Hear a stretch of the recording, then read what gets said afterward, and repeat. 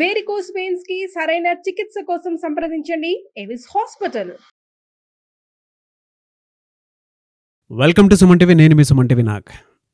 Gold బంగారం ఎవరికి కాదనుకుంటారు చెప్పండి, ప్రతి ఒక్కరికి కావాల్సిందే. అయితే ఈ మధ్యకాలంలో బంగారానికి సంబంధించినటువంటి రేట్స్ ఫ్లక్చువేట్ అవుతూ ఉన్నాయని, దాంతోపాటు విపరీతంగా ఎప్పుడైతే గోల్డ్ రేట్ తగ్గడం జరిగిందో ఎక్కువ మంది ఇంట్లో గోల్డ్ ఉంటే బాగుంటుందని ముందే తెచ్చిపెట్టుకుంటున్నారు. సో ఎంత తక్కువకి వస్తే అంత తీసుకోవడానికి రెడీగా ఉండేటువంటి పరిస్థితులు చూస్తూ ఉన్నాం మనం గత కొద్ది కాలంగా. అయితే గోల్డ్ని ఈఎంఐలో కూడా తీసుకోవచ్చు, ఆర్బీఐ కొన్ని గైడ్లైన్స్ ఇచ్చింది అనేటువంటి విషయం బయటికి రావడం జరిగింది. ఇందులో వాస్తవ కోణాలు ఏంటి, ఏ విధంగా ఉంది, ఆర్బీఐ గైడ్లైన్స్ ఏం చెప్తున్నాయి అనేది ఈరోజు మనతో పాటు హైకోర్టు అడ్వకేట్ రవీంద్రనాథ్ గారు ఉన్నారు. అది వారి మాటలను తెలుసుకుందాం. Hello sir. హాయ్ అండి నాగరాజ్ గారు. ఈ మధ్య కాలంలో అయితే నేను చేసేటువంటి వీడియోస్లో గోల్డ్ రేట్స్కి సంబంధించి ఫ్లక్చువేషన్స్ ఎక్కువగా మాట్లాడుకుంటూ ఉన్నాము. అందులో ముఖ్యంగా వాళ్ళ గోల్డ్ రేట్స్ తగ్గాయి అనుకునేటువంటి విషయం తెలియగానే ఎక్కువ మంది తీసుకున్నటువంటి సందర్భాలు కూడా ఉన్నాయి, మన వీడియో చూసిన తర్వాత ఫాలో అయినటువంటి వాళ్ళు. అయితే అది ఇప్పుడు ఈఎంఐలో కూడా దొరుకుతుందని చెప్పేసి తెలుస్తోంది. ఆర్బీఐ ఎలాంటి గైడ్లైన్స్ ఇచ్చింది, దీనికి సంబంధించినటువంటి వాటిలో ఇది నిజమా అబద్ధమా? ముఖ్యంగా నాగరాజ్ గారు, ఎన్బిఎఫ్సిస్ అంటారు, అంటే నాన్ బ్యాంకింగ్ ఫైనాన్షియల్ సెగ్మెంట్.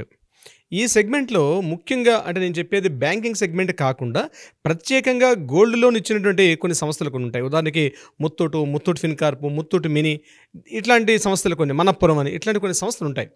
ఈ సంస్థలు ఎక్స్క్లూజివ్గా ముఖ్యంగా బంగారాన్ని కుదువు పెట్టుకొని, బంగారాన్ని ప్లెడ్జ్ పెట్టుకొని బంగారం మీద లోన్స్ ఇచ్చే పని చేస్తారు ఈ యొక్క సంస్థలు. అయితే ఇప్పటివరకు దీనిలో వ్యవహారం ఎలా ఉండేదంటే, మనం ఏదైనా బంగారాన్ని మనం అక్కడ బ్యాంకులో పెట్టేటప్పుడు, ఎన్బిఎఫ్సిస్ బ్యాంక్స్ అంటే ఇప్పుడు నేను చెప్పినట్టు ఇటువంటి నాన్ బ్యాంకింగ్ ఫైనాన్షియల్ సెగ్మెంట్స్లో ఇక్కడ బంగారాన్ని పెట్టేటప్పుడు వాళ్ళు ఏం చేస్తారంటే, ఆ రోజున్న మార్కెట్ ధరకి ఎంతో కొంత గ్రామ్ రేట్, అంటే మార్కెట్లో ఉన్న రేటుకి 65% రేట్ని నిర్ణయించి అంత మొత్తాన్ని ఎంత గోల్డ్ అయితే మనం పెడతామో అంత గోల్డ్కి మనకి అమౌంట్ ఏర్పాటు చేస్తారు.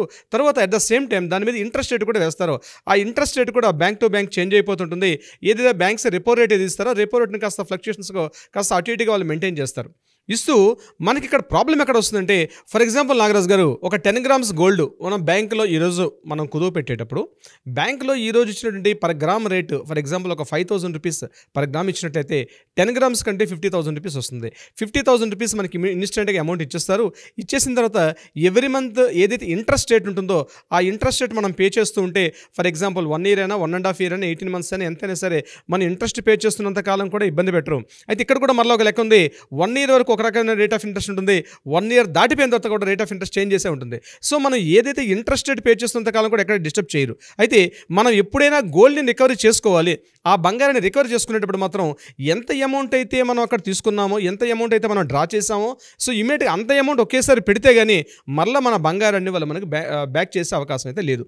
ఇది ఇప్పటివరకు ఉన్నటువంటి గోల్డ్ యొక్క స్కీమ్స్, అంటే ఈ ఎన్బిఎఫ్సిస్ కావచ్చు, బ్యాంకింగ్ సెగ్మెంట్ కావచ్చు, ఇప్పటివరకు గోల్డ్లో ఇచ్చినటువంటి రూల్స్ ఇవి. అయితే దీని మీద reserve Bank of India Shaktikant Das గారు ఒక స్టేట్మెంట్ రిలీజ్ చేశారు. ఏంటో స్టేట్మెంట్, ఏదైతే మీరు అమౌంట్ డ్రా చేశారో ఎన్బిఎఫ్సి కావచ్చు, బ్యాంకింగ్ సెగ్మెంట్లో, ఫర్ ఎగ్జాంపుల్ ఇప్పుడు నేను చెప్పిన 50,000 రూపీసే కావచ్చు, ఈ అమౌంట్ ఏదైతే ఉందో ఈ అమౌంట్ని ఈక్వల్గా ఈఎంఐసీగా డివైడ్ చేసి, ఫర్ ఎగ్జాంపుల్ 12 months అయితే 18 months, 36 months, ఇట్లా సమ్ ఒక టెన్యూర్ పెట్టుకుంటూ స్టార్టింగ్లో ఎప్పుడైతే అమౌంట్ తీసుకుంటామో అదే సందర్భంలో ఫర్ ఎగ్జాంపుల్ 12 monthsకి అయితే ఎవ్రీ మంత్ ఇంత అమౌంట్ పే చేసుకుంటూ ఇంక్లూడింగ్ ఇంట్రెస్ట్ రేట్తో కలిపి interest rate plus at the same time principal amount ఏదైతే ఉందో రెండింటినీ క్యాలిక్యులేట్ చేస్తూ ఎవ్రీ మంత్ పేమెంట్ చేసుకుంటే ఈజీగా మనకి అమౌంట్ రికవర్ చేసుకునే విధంగా ఒక పాలసీ మేటర్ని తీసుకొచ్చే పనిలో ఉన్నట్టుగా మనకు కొంత ఇన్ఫర్మేషన్ అయితే అందింది. సో ఇది నిజంగా ఒక మధ్యతరగతి సామాన్య జనం కావచ్చు, మధ్యతరగతి వ్యక్తులకి ఇది నిజంగా ఒక మంచి న్యూస్గా మనం చెప్పుకోవచ్చు. ఎందుకంటే 50,000 కావచ్చు, 1 lakh కావచ్చు, 5 lakhs కావచ్చు, ఏదో ఒక సందర్భంలో ఏదో ఒక జాబ్ పర్పస్ కావచ్చు, లేకపోతే ఒక ఉద్యోగంలో ప్రమోషన్ కోసం కావచ్చు, అదర్వైజ్ ఏదైనా ఒక వ్యాపార నిమిత్తం కాస్త పెట్టుబడిగా ఈ బంగారాన్ని ఇప్పటివరకు మనం ట్రెడిషనల్ వాల్యూస్లో మనం వాడుతూ ఉన్నాం. అయితే ఇప్పటివరకు ఉన్నటువంటి ఆర్బీఐ గైడ్లైన్స్ ప్రకారం ఏదైతే మనం అమౌంట్ ఇంట్రెస్ట్ రేట్గా మనం పెట్టి మనం కొంత అమౌంట్ అక్కడ కుదువ పెట్టి మనం తీసుకుంటామో దీని మీద ఇప్పటివరకు ఒకటే రేటు ఇప్పటిదాకా ఉందంటే ఒకేసారి అమౌంట్ పే చేసి తీసుకోవడం. అయితే రిజర్వ్ బ్యాంక్ ఆఫ్ ఇండియా చెప్పిన ప్రకారం ఏంటంటే ఈఎంఐస్ పెట్టి తీసుకోవడం వల్ల కొంత ఉపయోగం అవుతుంది, మధ్యతరగతి వ్యక్తులకు దీని యొక్క ఆప్షన్ ఉంటుంది అనే ఉద్దేశంతో వాళ్ళు దీని మీద కొంత చర్చ కూడా చేస్తున్నారు, చాలా రీసెర్చ్ కూడా చేస్తున్నారు. దీనివల్ల కొంత మిస్యూజ్ అయ్యే అవకాశం కూడా ఉంటుంది. ఎందుకంటే దీన్ని ప్రాపర్గా యూటిలైజ్ చేసుకోకపోతే భారీ స్థాయిలో ఏదైనా అమౌంట్ ఇప్పుడు గోల్డ్ పర్చేస్గా నేను చెప్పేది టన్నుల్లోని కిలోస్లో కూడా కొంత ఇంపాక్ట్ అయి ఉంటుంది. ఓన్లీ మనం ఒక వెర్షన్ చూస్తున్నాం, రెండో వెర్షన్లో సరిగ్గా మనం చూసుకోకపోతే టన్నుల్లో కిలోల్లో మార్చేటప్పుడు కూడా దీన్ని మిస్యూజ్ చేసే అవకాశం కూడా ఉంటుంది. దీనివల్ల చాలా ఇబ్బందులు పడే అవకాశం ఉంటుందని దీని మీద ఒక పాలసీని తయారు చేసే అవకాశం ఉన్నట్టుగా మనకైతే కొంత ఇన్ఫర్మేషన్ బయటికి లీక్ అయింది. కాబట్టి నెక్స్ట్ ఇయర్ 2025 సెప్టెంబర్ 20th దీని మీద ఒక న్యూస్ వచ్చే అవకాశం ఉన్నట్టుగా మనకు తెలిసిన బ్యాంకింగ్ సెగ్మెంట్ నుంచి ఒక న్యూస్ అయితే రిలీజ్ అయింది. అయితే ఇక్కడ ఇంకొక విషయం గమనించాలి. ఏదైతే ఇప్పటివరకు మనం చెప్పింది NBFC అంటే ఇప్పుడు నేను చెప్పినటువంటి నాన్ బ్యాంకింగ్ ఫైనాన్స్ సెగ్మెంట్లో ఇప్పుడు ఈ ఆప్షన్స్ అయితే ఉంది. అయితే ఇప్పటివరకు బ్యాంకింగ్ సెగ్మెంట్ ఉదాహరణకి HDFC బ్యాంక్ కావచ్చు, లేక ICICI బ్యాంక్ కావచ్చు, ఇట్లాంటి వాటిలో ఈ బ్యాంకులో ఇంట్రెస్ట్ మనం కొంత అమౌంట్ కొంత బ్యాంకులో మనం కొంత గోల్డ్ని అంటే ఆర్నమెంట్ గోల్డ్ ఇక్కడ కూడా ఇంపార్టెంట్ అండి. ఆర్నమెంట్ గోల్డ్ మాత్రమే పెట్టుకుంటారు తప్పించి బిస్కెట్ గోల్డ్ ఎట్టి పరిస్థితుల్లో కూడా NBFCలు కావచ్చు, బ్యాంకింగ్ సెగ్మెంట్ కావచ్చు ఎప్పుడు ఎక్కడ తీసుకోరు. ఓన్లీ ఆర్నమెంట్ గోల్డ్ అంటే 22 క్యారెట్స్ గోల్డే తీసుకుంటారు. అదేవిధంగా 20 క్యారెట్స్ కానీ 18 క్యారెట్స్ కానీ 16 క్యారెట్స్ గోల్డ్ అయితే ఎక్కడ తీసుకోరు. సో 22 క్యారెట్స్ 91.6 గోల్డ్ మాత్రమే తీసుకుంటారు. కాబట్టి బ్యాంకింగ్ సెగ్మెంట్లో దీనికి కొంత వేరే గైడ్లైన్స్ ఉన్నాయి. సో ఇప్పుడు ఏదైతే మీరు అన్నట్టుగా EMI ఆప్షన్ ఏదైతే చెప్తున్నారో ప్రెజెంట్ నేషనల్ బ్యాంక్స్ అంటే ఉదాహరణకి నేను చెప్పిన SBI బ్యాంక్ కావచ్చు, లేకపోతే కెనరా బ్యాంక్ కావచ్చు, ఈ బ్యాంక్స్లో ఒక ఆప్షన్ ఉంది. ఏదైతే టోటల్ సమేశ్వరి అమౌంట్ ఉదాహరణకు ఒక 5 లక్షల రూపాయలు తీసుకున్నాం అనుకోండి, ఆ 5 లక్షల రూపాయలను కూడా ఇన్ని సంవత్సరాల్లో అంటే సపోజ్ 1 year 2 yearsలో మనం ఎప్పుడైతే తీసుకుంటాం అదే టైంలో మనకు ఒక ఆప్షన్ పెడతారో ఆ ఆప్షన్ ప్రకారం మనం తీసుకున్న ఆప్షన్ ఇప్పుడు కూడా ఉంది. EMI ఆప్షన్ ఇంక్లూడింగ్ ప్రిన్సిపల్ అమౌంట్తో కలిపి ఇంట్రెస్ట్ రేట్ కలిపి ఇదంతా కూడా ఒక సమేశ్వరి కలిపి ఇస్తారు. కానీ దాని ప్రొసీజర్ వేరే విధంగా ఉంటుంది. అది సామాన్య మానవుడికి మాత్రం ఆ లీగల్ టెర్మినాలజీస్ ఆ ప్రొసీజర్ కొంత కాంప్లికేటెడ్గా ఉంటుంది.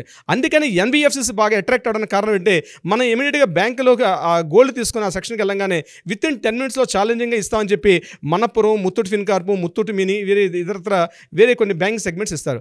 అదే నేషనల్ బ్యాంక్స్లో కొంత కాంప్లికేటెడ్గా ఉంటుంది. కానీ రేట్ ఆఫ్ ఇంట్రెస్ట్ మాత్రం కంపేరిటివ్ టు ఇక్కడ కన్నా చాలా తక్కువ ఉంటుంది.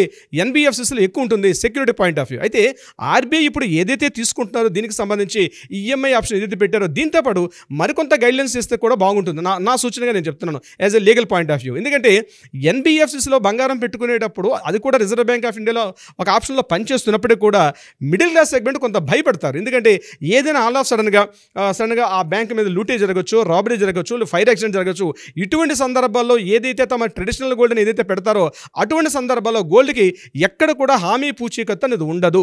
దీనివల్ల ఏదో కాంపెన్సేషన్ ఇస్తారు తప్పించి మనం ఏదైతే గోల్డ్ పెట్టుకున్నామో ఆ గోల్డ్ మీద ఎటువంటి RBI మీద ఇంత అమౌంట్ రిటర్న్ చేయాలని ఎక్కడ ఆప్షన్ లేదు. అదే వేరేజ్ మీరు బ్యాంకింగ్ సెగ్మెంట్లో ఫర్ ఎగ్జాంపుల్ నేను FD తీసుకోండి, ఫిక్స్డ్ డిపాజిట్ తీసుకున్నప్పుడు మనం 10 lakhs 20 lakhs ఇట్లాంటి అమౌంట్ ఏదైనా FD చేసుకునేటప్పుడు మినిమం గ్యారంటీ ఫర్ ఎగ్జాంపుల్ ఆ బ్యాంకు ఆ ఏరియా ఆ లొకేషన్ బట్టి అప్ టు మ్యాక్సిమం నాకు తెలిసి 1 to 2 lakhs వరకు మినిమం గ్యారంటీ అనేది ఉంటుంది. అంటే ఎన్ని లక్షలు పెట్టినప్పుడు కూడా మినిమం 1 lakhs నుంచి 2 lakhs వరకు మాత్రం పరిమితి అయితే ఉంటుంది. అంటే బ్యాంక్ రాబరీ జరిగినా, ఫైర్ యాక్సిడెంట్ జరిగినా, ఎనీ సెగ్మెంట్ ఆఫ్ ఏ జరిగినా సరే FDలు పెట్టినా RDలు పెట్టినా వీటికి ఒక ఇన్సూరెన్స్ ఉంది.